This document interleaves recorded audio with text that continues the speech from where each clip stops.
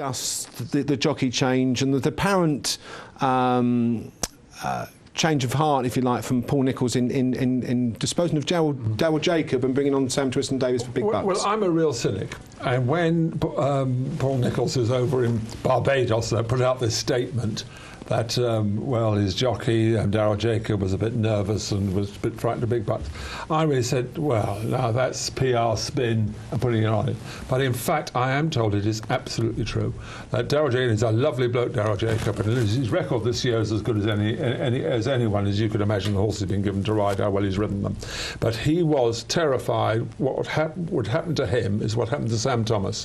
When Sam Thomas fell on big bucks in the last of the Hennessy at Newbury, that didn't finish his career, but his high-flying career was certainly finished by that. And he feared that if he got beat on big bucks, and he would be blamed for it, where would his career go? So there was... Well, if that's the question, then where would Sam Twiston-Davies' career go if he doesn't win on it, then? Well, no, but Sam Twiston-Davies coming in from the outside. Here we've got a man who's not actually signed up, apparently. But I think it's the tone of what Paul Nicholls said that took everyone by surprise. It was, but I'm told it is absolutely that Daryl was nervous about what happened to Sam Thomas would happen to him. And you can understand that. Young man starting up on his career, got the terrific job, you could argue almost the best job in racing. But he rides for the Stewart family. It would be the first ride. Sam Twiston-Davies, the Stewart family who own big bucks. It would be the first ride that Sam Twiston-Davies has taken. So it's not a decision that's taken lightly, and that they felt that Daryl, putting Paul Nicholls' words was in terms of, as you said, a bit in fear that, I think that's the truth. Was the word, Poison chalice was the word, I think that is the truth as far as Daryl Jacob's concerned. Well, any view on that, Geoff? The only thing that's certainly true is, first of all, he's a fantastic trainer, and he has recently had to lost Ruby Walsh by agreement. They lost Ruby Walsh.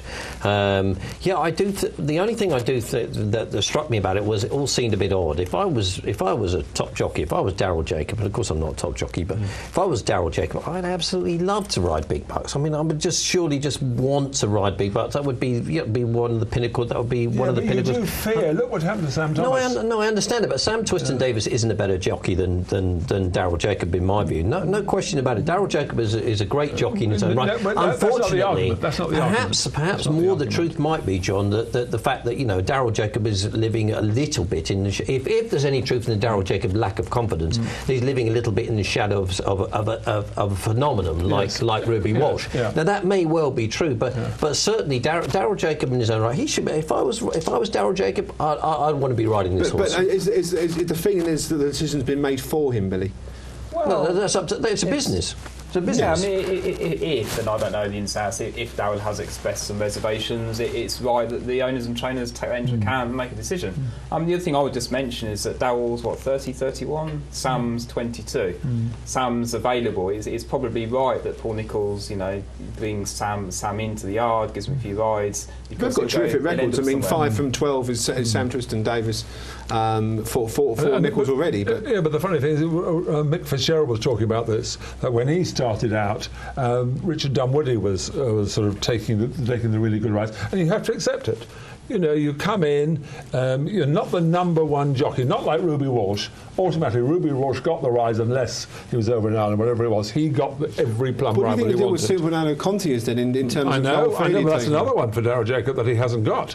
So you can understand how he's feeling, but Mick Fitzgerald said... Tidal Bay, I think, might have been another one. But Mick Fitzgerald said that you have to take this on, don't complain, keep your head down, and wait for the good horses to come. Perhaps the reality is, as I was saying before, is that it is a business, and Paul Nicholls is a businessman, and Andy Stewart as well. They're businessmen, and they're going to take, in their opinion, they're going to take the best product available for their horses. In the past few years, it's been a no-brainer. With Ruby Walsh, you just say, Ruby, just sit on anything we've got, because he is a phenomenon. But I hope they're not saying that Daryl Jacob is inferior to Sam Twiston-Davies. I hope they're not saying that. I think they put a reason that I thought was PR spin, but I'm told it is absolutely generally true. He had expressed concerns about riding the great. He's a national hero, Big Bucks, for goodness sake, going for his 5th Ladbrokes World Hurdle. If he's not absolutely, he must be 100% confident. That's it. If he's not 100% confident, and Nicholls has the call, if he turned around and says, well, if you're not feeling 100% confident, I'm going to put another jockey on. Okay. It's as simple as that.